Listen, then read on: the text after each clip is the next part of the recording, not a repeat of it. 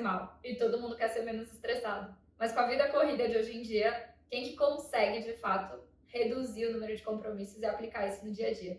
No Café Comportamental de hoje, a gente vai falar justamente sobre isso, o manejo de estresse, com técnicas das ciências comportamentais para ajudar você no seu dia a dia. E aí, Cláudio, como que a gente faz para, de fato, relaxar? Olha, eu acredito muito nessa ideia de que a gente pode usar o corpo para dar energia para o cérebro dar conta das tretas do dia e da semana. E como é que a gente usa o corpo para dar energia para o cérebro?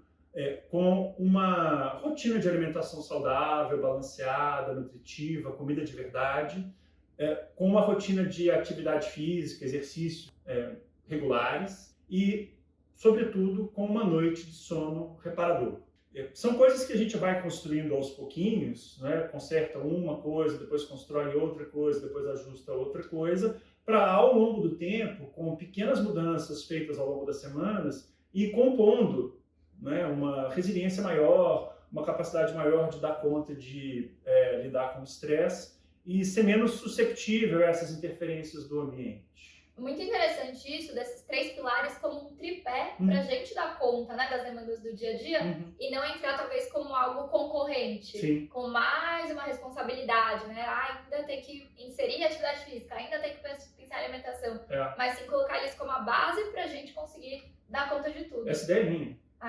Desculpa que eu Eu adoro essa imagem, porque muitas vezes a gente pensa na alimentação, no exercício físico, numa rotina de sono, como uma coisa que está por cima de todas as outras coisas que a gente já tem que fazer. Mas se a gente muda o lugar disso para baixo e usa isso como a base de sustentação sobre a qual a gente constrói a rotina do dia, continua sendo, né, um compromisso com a atividade física, com a alimentação saudável, com o sono, mas isso deixa de ser um peso adicional e passa a ser uma coisa que a gente vai fazendo para dar energia e condições da gente encarar o Eu gosto dia. muito de usar a metáfora de um solo. Tem horas que a gente está plantando a semente, tem hora que a gente está adubando para tornar esse terreno mais fértil. Legal. Né? Então é um pouco isso. O que a gente vai garantir, qual a estrutura que a gente garante para que o nosso solo possa aí florescer com as atribuições do dia a dia. O cérebro faz parte do corpo, né? A gente Com às certeza. vezes esquece disso. E essas coisas que fazem bem para o corpo também fazem bem para o cérebro.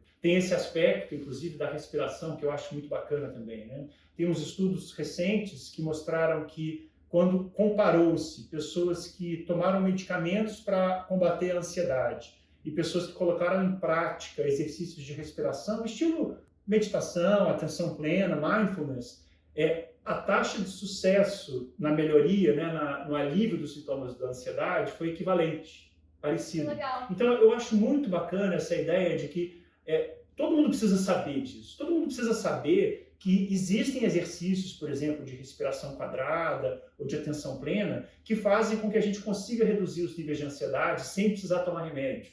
É como se a gente tivesse o remédio dentro da gente e pudesse usar ele sempre que a gente quisesse ou sempre que a gente pudesse. Né? Não acho que é obrigatório todo mundo fazer exercício de respiração, meditação e tal, mas acho importante todo mundo saber que traz dentro de si essa potencialidade, né? Esse recurso. Para quem não conhece, a respiração do quadrado é a gente inspirar por 4 segundos, segurar 4 segundos, expirar 4 segundos e segurar por mais 4. E aí você pode até, né, visualizar o quadrado sendo construído. Sim.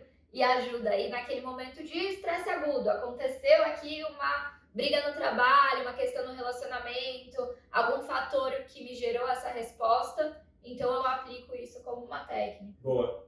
Tem 2 outras coisas que eu acho que são importantes também, que às vezes a gente esquece, é que coisas que estão embutidas, na verdade, no nosso cotidiano, que estão normalizadas, coisas que a gente faz muito habitualmente, sem que a gente queira, elas interferem no nosso nível de ansiedade e de estresse. Né? Então, assim, 2 coisas que estão muito normalizadas na nossa cultura, que todo mundo usa com muita naturalidade, que são o café e o álcool, quando usados de maneira comedida, né? Quando usados com moderação, tudo bem, beleza, funcionam bem. Mas quando a gente exagera no café, muitas vezes sem se dar conta, lá acontece comigo direto. Eu sou um viciado em café e acontece muitas vezes no meio da manhã, quando eu me dou conta, eu estou ansioso. Estou ansioso, mas sem saber por quê. Estou correndo, né? De um lugar para o outro. Estou assim, quicando, mas não está acontecendo nada. Aconteceu alguma coisa. Eu enchi a cara de café e agora estou pagando o preço disso. Em relação ao álcool, né, o problema que a gente enxerga muitas vezes é que o álcool muitas vezes atrapalha a mágica do sono, né? Para a gente acordar no dia seguinte descansado e pronto para o batidão no dia seguinte, o sono, além daquelas horas de sono, o sono tem que ter percorrido um determinado trajeto para ele poder ser um sono reparador. E o álcool, especialmente quando a gente usa à noite, e é muito comum o uso do álcool à noite para relaxar, para descontrair, para sextar, né? O álcool muitas vezes, quando ingerido à noite, atrapalha essa arquitetura do sono e te coloca numa condição de no dia seguinte estar começando assim meio que no prejuízo. Acaba jogando contra, né? Acho legal a gente entender que o estresse, ele tem o seu papel, né? Claro. O que é o estresse? Um pouco de estresse é necessário. É necessário, né? Na verdade, uma adaptação evolutiva para a gente preparar o corpo e poder sobreviver. Sim. Então, muitas vezes a gente entrar num modo aí, fly or fight. Então, da gente, né, de luta ou fuga. A gente está direcionando os nossos recursos para aquele perigo iminente. Então, tem aí uma série de adaptações fisiológicas, nosso batimento cardíaco começa a ficar mais acelerado, o sangue é bombeado para os membros, para permitir que a gente responda. O grande problema é que muitas das coisas da vida moderna que geram essa resposta de estresse, na verdade, não são ameaças à nossa sobrevivência, né? Você não vai morrer se, não sei, alguma coisa não dá certo no trabalho, por exemplo, se tem um carro buzinando do seu lado. Mas ele suscita essa resposta. Sim. E aí um outro ponto é quando a gente tem um nível de estresse crônico.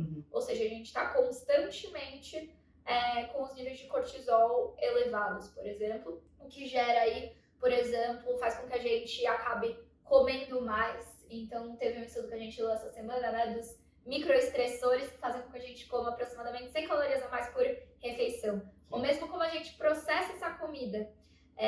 Então, quando a gente está com altos níveis de estresse, nosso corpo queima mais músculo e queima menos gordura. Então, é como se a gente estivesse colocando aí os móveis bons da casa para serem queimados na fogueira. Por isso, acho que é tão importante a gente saber regular. E aí tem esse ponto da estrutura que a gente comentou, de criar essa base para que a gente flua melhor para as demandas do dia a dia. O como lidar com o estresse agudo, ou seja, estou numa situação onde eu notei que eu estou aí ansioso, estressado. Como que eu respondo a isso? E aí a respiração pode ser muito eficaz, por exemplo, né? Para dar uma amenizada. Uma outra coisa que eu gosto muito de usar é sair para caminhar. Legal. Então, andar, dar uma extravasada.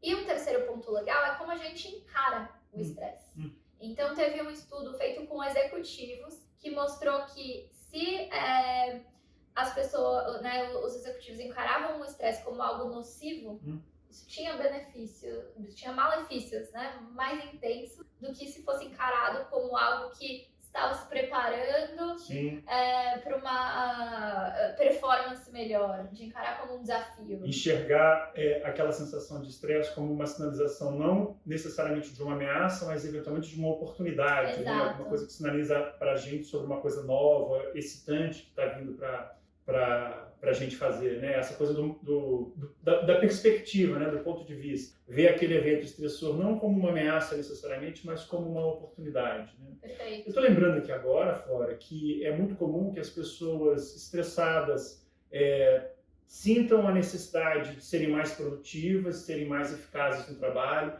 de entregarem mais. E aí, o que é que elas sacrificam para conseguir entregar mais? Descanso. Elas sacrificam o descanso, elas sacrificam uma boa alimentação, elas comem qualquer coisa que aparecer pela frente delas, elas tiram tempo da atividade física para se dedicar àquela outra atividade que de repente pareceu mais importante, mais relevante, e elas comem o quê? Horas de sono à noite, né? Passam a dormir mais tarde, acordar mais cedo para dar conta do batidão. E sem se darem conta, elas estão fazendo coisas que estão, na verdade, prejudicando a capacidade delas de se adaptarem a esse estresse e de entregarem essa demanda extra que pintou. Perfeito. Volta de novo naquela ideia de usar esses recursos da alimentação saudável, da atividade física regular e do cuidado com o sono como uma sustentação sobre a qual a gente vai construindo ali a nossa capacidade para o dia. E acho que além disso, Cláudio, muitas vezes a gente sacrifica as pausas, Ah, sim. né? Então, assim, muitas horas de trabalho ao longo do dia, eu não tenho momento à noite de descanso, chego em casa, tô ainda conectado, né, com o celular, olhando as demandas. Legal. Final de semana, me sinto culpado de me desligar por completo. Tô sempre naquele modo produtividade. Sim. No longo prazo, até no médio ou curto prazo, isso é insustentável. Sim. Porque a gente não tem esse momento necessário de pausa, de respiro. É preciso ter umas pausas espalhadas ao longo do dia. Perfeito. Como é que você faz com suas pausas? Eu gosto muito de... assim, uma coisa que eu reparei é que é muito confortável quando a gente termina uma tarefa ou quando a gente trava, tem algum sentimento negativo em relação à tarefa do trabalho, pegar o celular.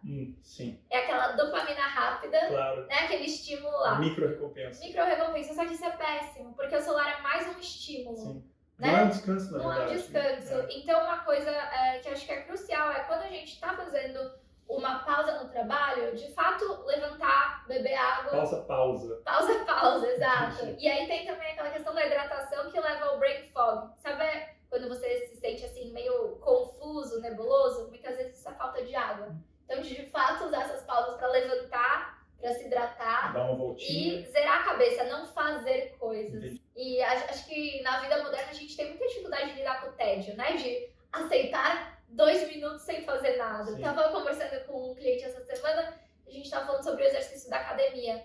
Ele falou, poxa, mas o que eu faço no 1 minuto de pausa entre os exercícios se eu não for pegar o celular? E a gente ficou conversando, né? O que a gente faz nesse 1 minuto? Você é capaz de parar por 1 minuto e não fazer nada? Respirar, pegar um fôlego de volta é o que eu faço nesse 1 minuto. Exato, então muitas vezes a gente está sobrecarregado, né? Com constantes estímulos, informações, e é importante a gente saber espaçar mais, evitar o multitasking. A nossa atenção é um recurso escasso. A gente só consegue prestar atenção em uma coisa por vez. Se a gente coloca 2 coisas, na verdade a gente está mudando de atenção a todo tempo, isso tem um custo. Claro.